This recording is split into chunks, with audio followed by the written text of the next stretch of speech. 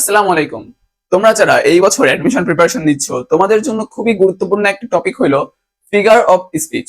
এই figure of speech থেকে ঢাকা বিশ্ববিদ্যালয় সহ যে কোনো বিশ্ববিদ্যালয়ের কোশ্চেন অ্যানালাইসিস একটু করো তুমি, তাহলে তুমি দেখতে পারবা এইখান থেকে প্রশ্ন আসে না এমন বিশ্ববিদ্যালয় খুবই কম পাবা, কারণ প্রত্যেকটা বিশ্ববিদ্যালয়ে এই টপিকটা থেকে প্রশ্ন আসেই। আর এই টপিকটা খুবই সহজ একটা টপিক, কিন্তু আমরা কঠিন ভাবে শিখি বলে এই টপিকটা আমাদের মনে থাকে না। আজকে এই টপিকটা আগামী 2-3 মিনিটের মধ্যে একেবারে আমরা পানি পানি করে ফেলবো, খুব সহজ নিয়মে। চলো দেখে আসি। এর প্রথম যে নিয়মটা আছে সেটা হলো সিমিল। এইটাকে তুমি বলতে পারো কোনো নিয়ম না, জাস্ট এটা বোঝার বিষয়। দেখো, সিমিল সিমিল মানে কোনগুলো? সিমিল হইতে পারে অ্যাজ লাইক দেন দ্বারা, যদি কোন দুইটা অসম বস্তুর মধ্যে বা অসম জিনিসের মধ্যে তুলনা করা হয়। মানে অ্যাজ লাইক দেন ব্যবহার করে দুইটা অসম জিনিসের মধ্যে আমি তুলনা করব, তখন সেটা হবে সিমিল।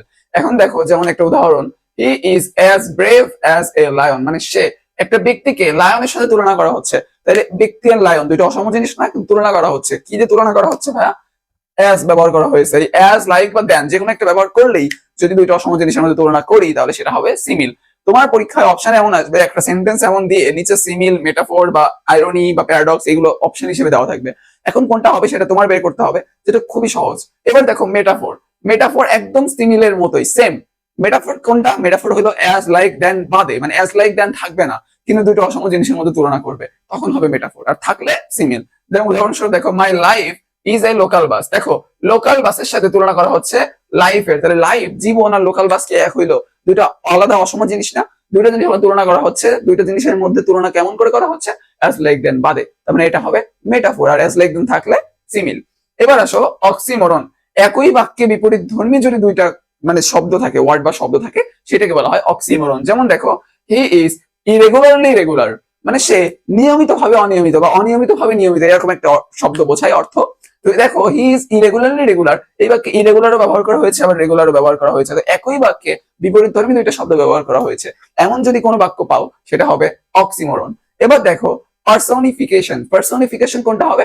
যদি কোনো বস্তুকে ব্যক্তিরূপে কল্পনা করো, মানে কোনো ব্যক্তির গুণ বা কোনো ব্যক্তির চলাফেরার যে বিষয়, সেটা বস্তুর সাথে তুলনা করা হয়, তাহলে হবে সেটা পার্সোনিফিকেশন। যেমন ধরো, as the clever Hopes expire, মানে চতুর ব্যক্তিদের আশার অবসান ঘটা, এমন কিছু বোঝায়। তাহলে দেখো, চতুর ব্যক্তি, এখানে ক্লেভার হোপস, আশা কি কখনো চালাক হইতে পারে? পারে না। তো চালাক তো হয় আমরা মানুষেরা, আশা তো চালাক হয় না। কিন্তু এই যে আশাকে চালাকের সাথে তুলনা করা হয়েছে, মানে বস্তুকে ব্যক্তিরূপে তুলনা করা হয়েছে, ব্যক্তিরূপে আবিষ্কার করা হয়েছে, এই জন্য এখানে বসবে কি? পার্সনিফিকেশন হবে এইটা। এবার দেখো হাইপারবোল।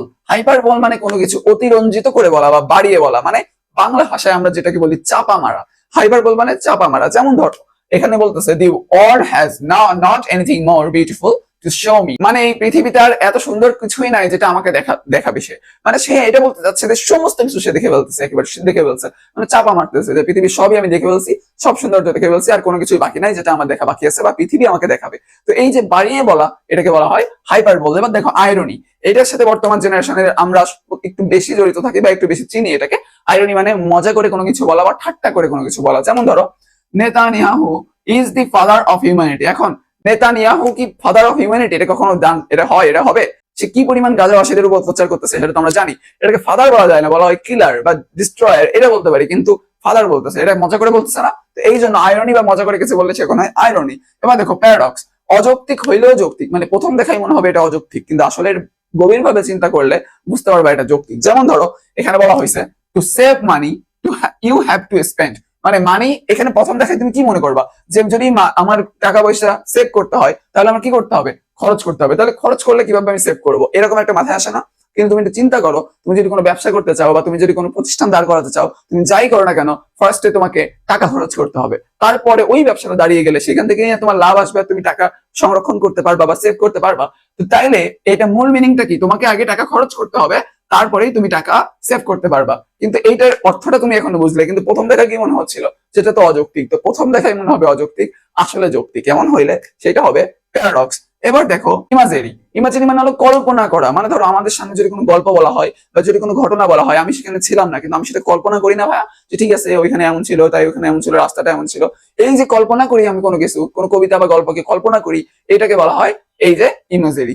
এইটা একটা উদাহরণ দেখো, দি রেড বাল্ব ওয়াজ গ্লোয়িং, মানে ওই যে লাল বাতিটা ছিল ওইটা জ্বলতেছিল এইটা বোঝায়। কিন্তু আমি ভাবতেছি যে ওই যে আমার সামনে বলতেছে কেউ একজন যে এখানে লাল বাতি একটা জ্বলতেছিল, এত সুন্দর দেখা যাচ্ছিল, তো আমি সেটা চিন্তা করতেছি। এই যে আমি আগে ঘটেছে কোনো একটা গল্পের কথা চিন্তা করতেছি, আমি কল্পনা করতেছি, এইটাকে বলা হয় ইমাজিরি। এবার দেখো অ্যালিটারেশন। অ্যালিটারেশন মানে হলো এক বাক্যে একাধিক কনসোনেন্ট সাউন্ড উচ্চারিত হয়, সেইটাকে বলা হয় অ্যালিটারেশন। যেমন this is a red rose day. এই যে রেড একটা সাউন্ড কনসোনেন্ট সাউন্ড, আবার রোজ এটা একটা কনসোনেন্ট সাউন্ড। তো একই বাক্যে যদি দুইটা কনসোনেন্ট সাউন্ড বা একাধিক কনসোনেন্ট সাউন্ড উচ্চারিত হয় তাহলে সেটাকে বলা হয় অ্যালিটারেশন। অ্যালিটারেশন কখন হয়? একই বাক্যে দুইটা কনসোনেন্ট সাউন্ড পরপর উচ্চারিত হলে। এবার লাস্ট ওয়ান, এটা ক্যামেরায় হয়তো দেখা যাচ্ছে কিনা আমি শিওর না, হয়তো বা যাচ্ছে, ইউফেমিজম। এটা আমি লিখি না, এটা আমি এমনিই বোঝাচ্ছি।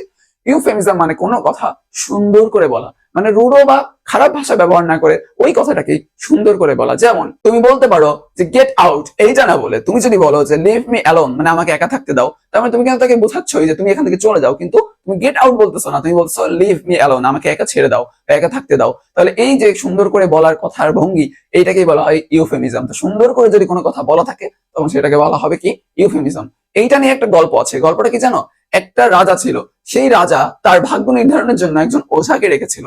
ওঝা এসে দেখে যে সেই রাজার পরিবারের প্রত্যেকে তার আগে মারা যাবে এবং রাজা পরিবারের সবচেয়ে দীর্ঘজীবী। কিন্তু ওঝা ওই কথাটা ঠিক এইভাবে বলেছিল রাজার সামনে, আপনার পরিবারের সকলে আপনার আগে মারা যাবে। এই কথা শুনে রাজা খুবই রাগান্বিত হয়ে যায় যে আমার পরিবারের প্রত্যেকে আপনজন আমার, তারা আমার আগে মারা যাবে, এটা তুমি কি বললে? এই যে রাগান্বিত হয় রাজা এবং তাকে শুলে চড়ায়, ঠিক একইভাবে আরেকজন ওঝা আসে এবং সে এসে বলে যে আপনি আপনার পরিবারের সবচেয়ে দীর্ঘজীবী মানুষ। এই কথা শুনে রাজা খুবই খুশি হয়ে যায়। যে রাজাকে বলা হয় আপনি আপনার পরিবারের সবচেয়ে দীর্ঘজীবী মানুষ, মানে রাজা সে আবার দীর্ঘজীবী, সে কিন্তু একই মিনিং বলছে যে আপনার পরিবারের সকলে কিন্তু আগেই মারা যাবে, তার মানে তো সে দীর্ঘজীবী হবে। কিন্তু সেই কথাটা কিভাবে বলছে একটু ঘুরিয়ে, সে বলছে আপনি সবচেয়ে দীর্ঘজীবী মানুষ। এতে রাজা খুশি হয়ে গেছে, তাকে পুরস্কার দিছে। ওই একই কথা আগের জন কি বলছিল? আপনার পরিবারের সকলে আপনার আগে মারা যাবে। এই যে মারা যাবে কথাটা শুনে রাজা রেগে গেছিল। তো এই যে কথার সৌন্দর্য, এই কথার সৌন্দর্যকেই বলে ইউফেমিজম, সুন্দর করে গুছিয়ে বলা। তো এই ধরনের গুরুত্বপূর্ণ টপিক যেখান থেকে প্রশ্ন আসেই, এই টপিক ছাড়া আমরা কোনো এক্সট্রা টপিক দেখাই না। এই টপিকগুলো যদি তোমার প্রয়োজন হয়, এই টপিকগুলো যদি তোমার কাজে লেগে থাকে, তাহলে অবশ্যই আমার ফেসবুক পেজটাকে ফলো করে দিও, ইউটিউব থেকে দেখলে সাবস্ক্রাইব করে দিও, আর ভিডিওতে লাইক করতে ভুলো না। আসসালামু আলাইকুম।